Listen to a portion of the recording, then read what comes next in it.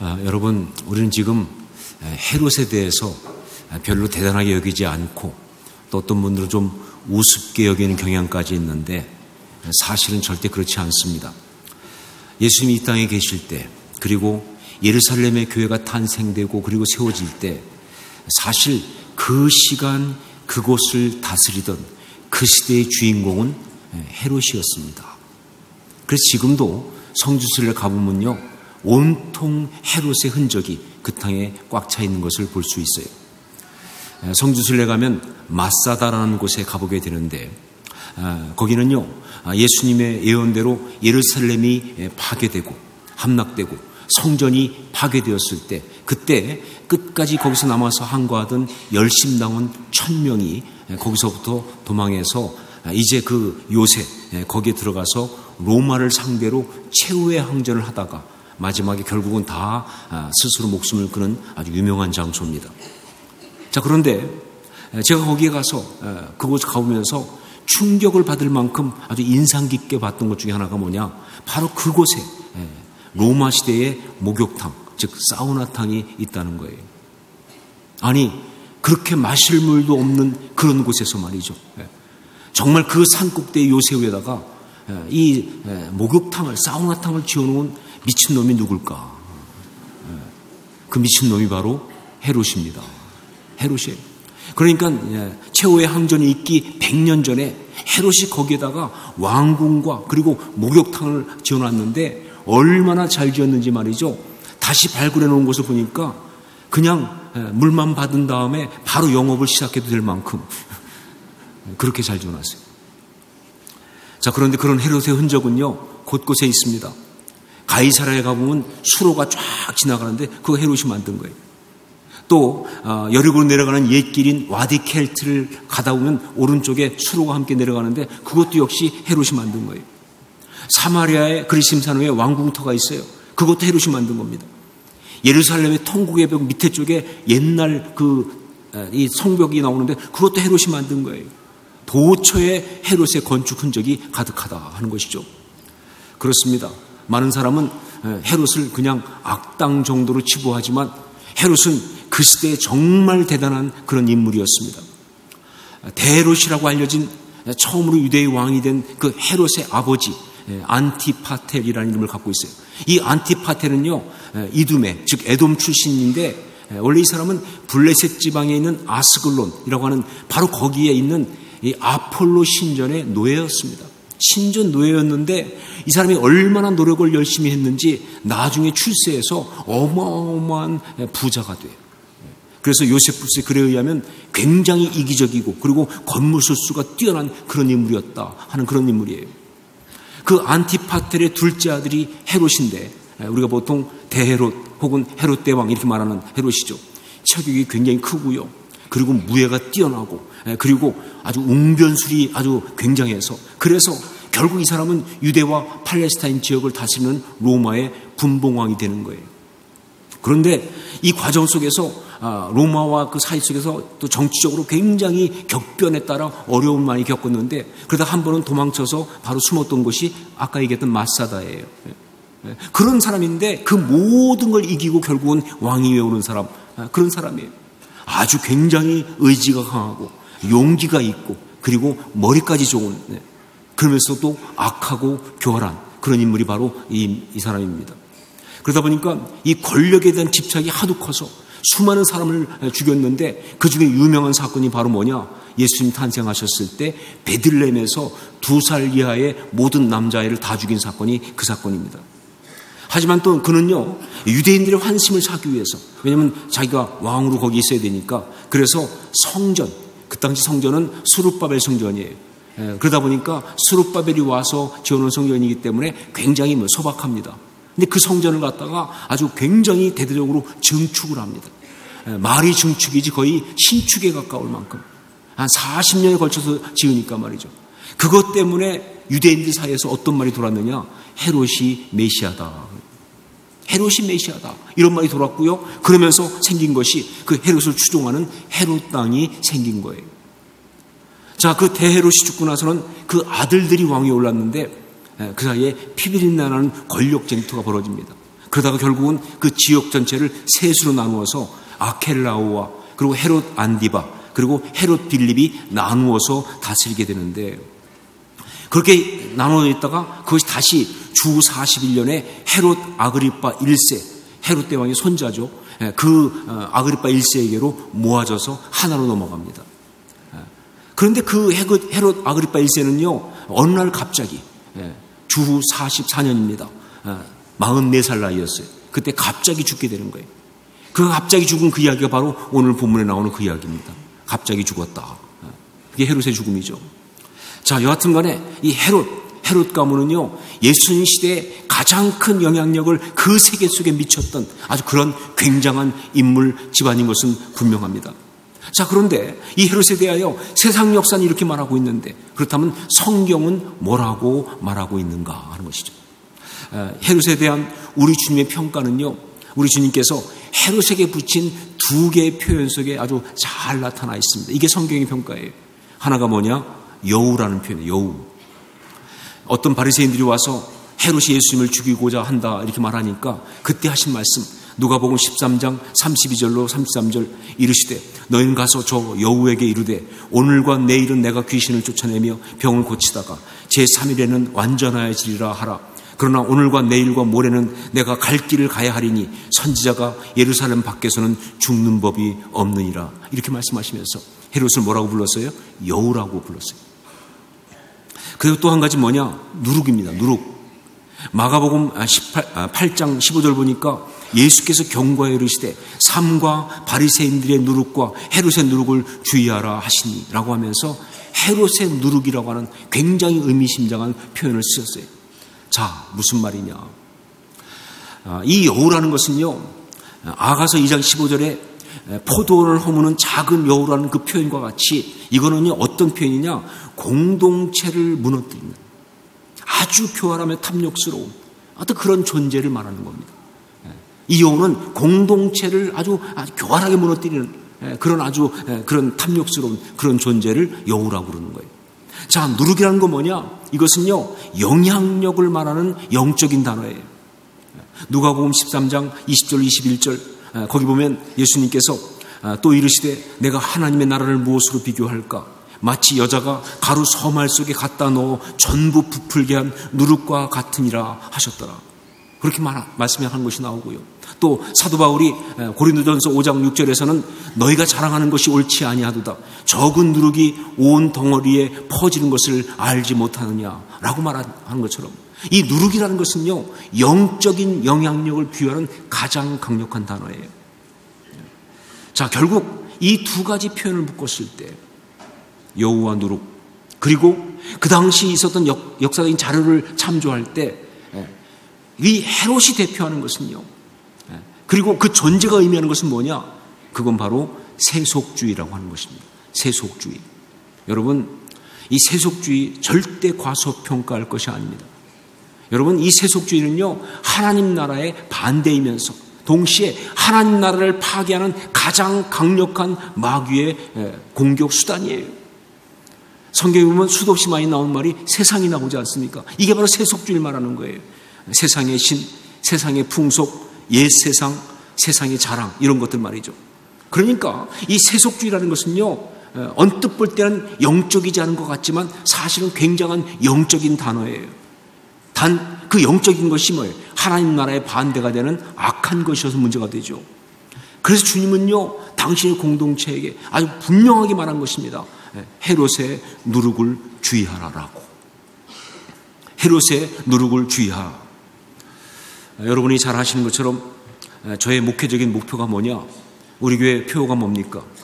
아름다운 교회, 행복한 성도잖아요. 그렇죠? 이것은요, 하나님이 저를 통해서 우리 호산나 교회에게 주신 그런 지침이에요. 이 교회가 여러분 모두가 이 땅 가운데 하나님의 나라를 이루어야 할 텐데 어떻게 하나님 나라를 이룰 것이냐 라고 주신 구체적인 것이 뭐냐? 아름다운 교회를 이루어라. 그리고 행복한 성도가 되어라 라는 거 아닙니까? 이건 정말 우리가 이 땅 가운데서 하나님 나라를 이루기 위한 아주 구체적인 그런 방법으로 주신 거예요. 자, 그런데 이 아름다운 교회, 행복한 성도, 이 귀한 하나님의 나라를 파괴하는 것은 구체적으로 어떤 것입니까? 즉 무엇이 교회를 아름답지 못하게 만들어요? 무엇이 성도를 행복하지 못하게 하는 것입니까? 가난입니까? 질병입니까? 세상의 핍박입니까? 어떤 다른 어떤 이런저런 다른 것입니까? 아니요. 교회를 정말 추하게 만들고 성도를 정말 불행하게 만드는 최대의 영적인 것은 바로 세속주의예요. 보세요, 여러분.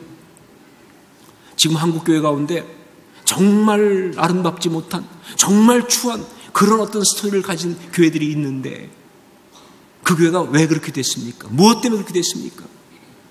세속주의 아니에요?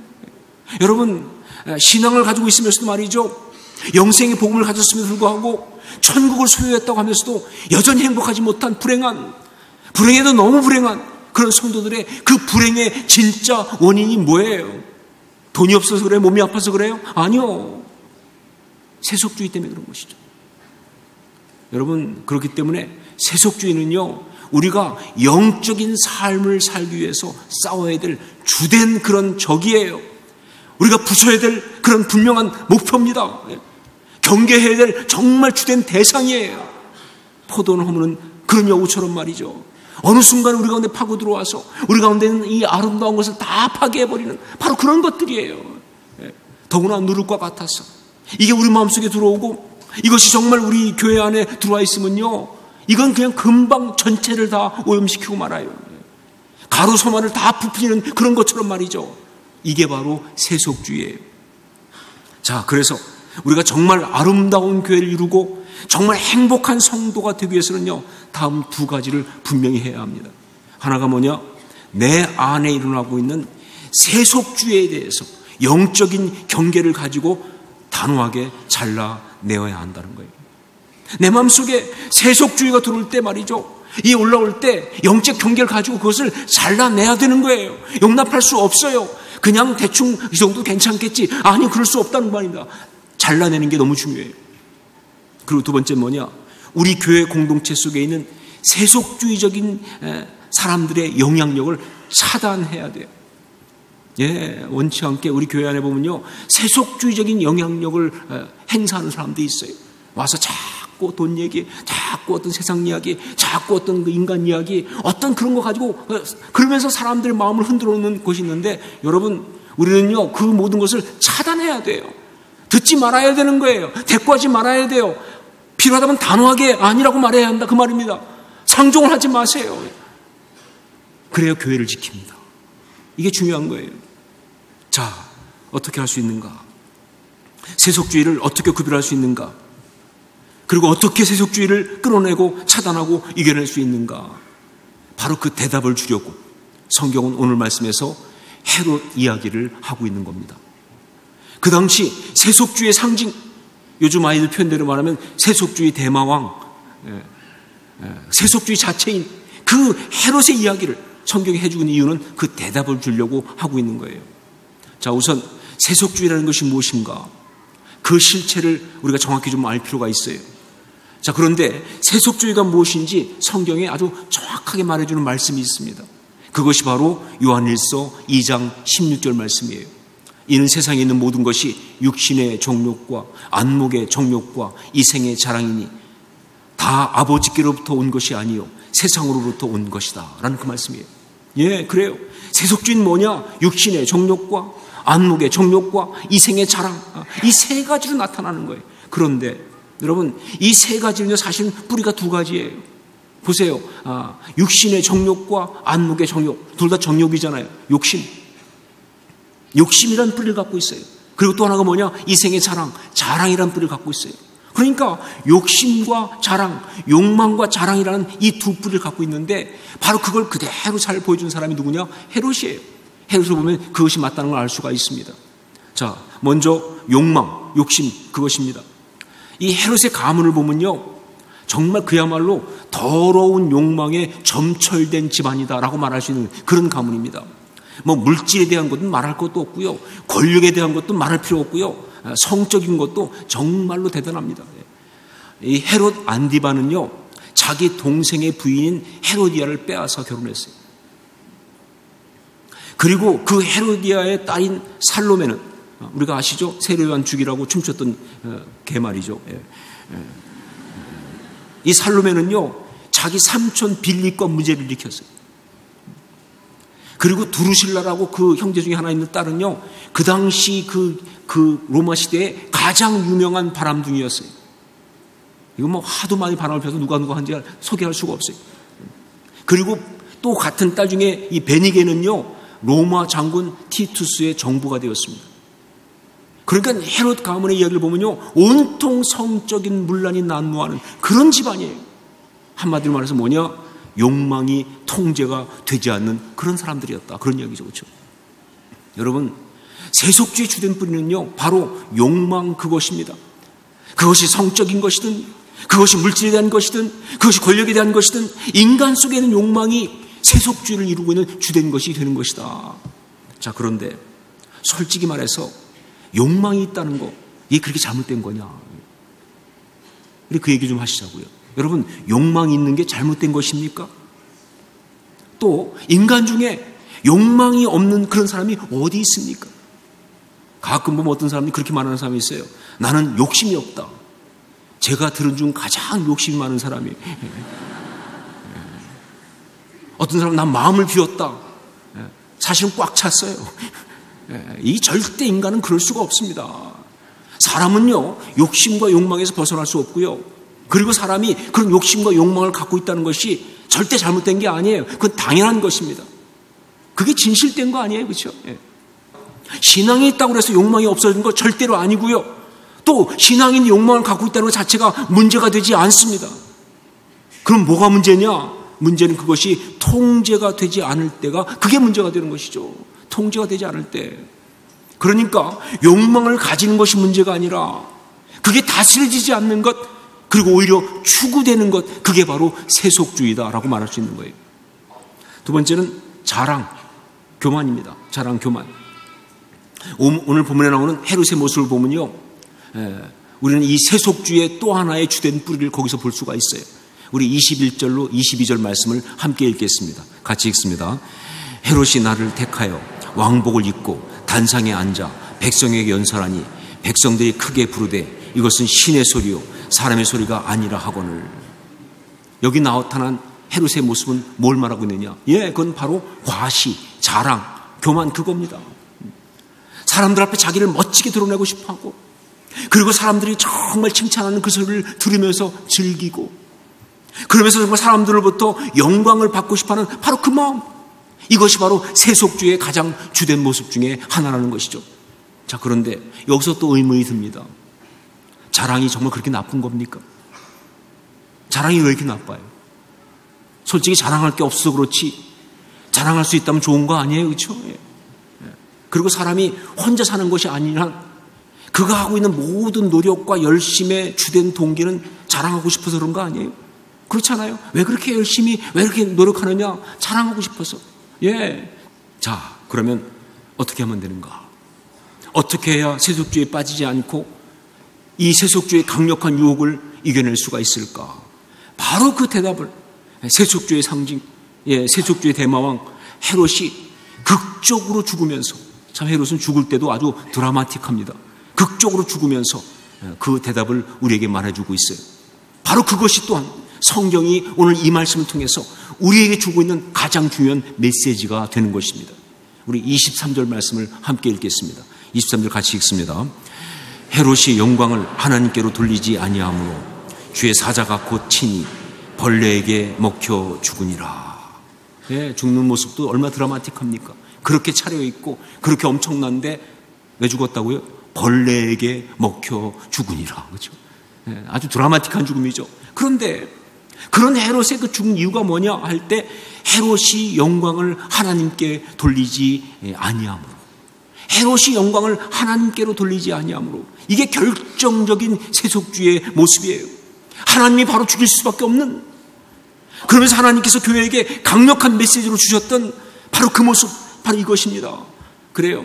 헤롯 그가 아무리 신앙이 없어도요, 자기를 그 자리에 세우신 분은 하나님이시고, 그러니까 사람들이 그 자리에 있는 자기한테 정말 환호하며 영광을 돌려도 그 영광은 마땅히 하나님께 가야 하는 것이 자기가 차지할 수 있는 것이 아니라는 정도는 알아야 하는데, 예, 인간 가운데 어떤 누구도요, 그런 영광을 받을 수 있는 자격 있는 사람 아무도 없잖아요. 그렇죠? 그런데 이 교만한 자는요, 그 영광을 하나님께 돌리지 않고 자기 것으로 가로채버렸어요. 그러므로 세속주의를 이기고 벗어날 수 있는 최고의 지침은 뭐냐? 그 반대죠. 영적 빙땅을 치지 않는다예요. 어떤 경우에도. 하나님께 올릴 영광을 마땅히 하나님께 올려드리는, 바로 그게 중요한 거예요. 여러분, 욕망, 욕심 다 있다고 그랬죠. 그렇죠? 그런데 여러분, 그 욕망, 욕심은요, 사실은요, 하나님이 우리 보고 행복하게 살라고 주신 그러한 하나님의 선물이잖아요. 그러면 말이죠, 그것을 갖다가 정말 그냥 자기 만족, 자기만 즐거운, 자기 혼자 달콤하게 즐기는 것으로 끝나지 말고 정말 그 모든 것을 궁극적으로 그렇게 행복하게 살면서 하나님께 영광을 올려드리는 것으로 드릴 수 있다면, 그러면 그 욕망은요, 그 욕심은요, 그 모든 것은요, 헌신이라고 부르는 거예요. 그게 헌신입니다. 여러분, 그게 아름다움이에요. 여러분, 그리스도인들은 그렇게 돈을 벌어야 하는 거예요. 그리스도인은 그렇게 성공해야 되는 거예요. 전 때때로 그런 가정도 신방가서 정말 많이 봅니다. 그렇게 열심히 일해서, 수고해서, 그래서 정말 물질을 벌어가지고 가족을 살리고 주변을 돕고 하나님의 사람들을 돕고 주의 교회를 세우고, 예, 얼마나 아름다워요. 영광을 하나님께 올려드리니까 그 욕망이, 그 욕심이 그렇게 아름다울 수 있는데, 예, 여러분, 이게 중요한 거예요. 자랑도 그렇습니다. 이 자랑의 궁극적 결론이 하나님께 영광 올려드리는 것이 될 수 있어야 돼요. 그냥 자기 교만, 나만 내세우고 남 비참하게 만들고, 그게 아니라 말이죠, 하나님께 영광 올려드리는 것이 될 수 있다면 말이죠, 그러면 그거 사역입니다. 그건 찬양입니다. 그게 바로 아름다운 예배가 되는 거예요.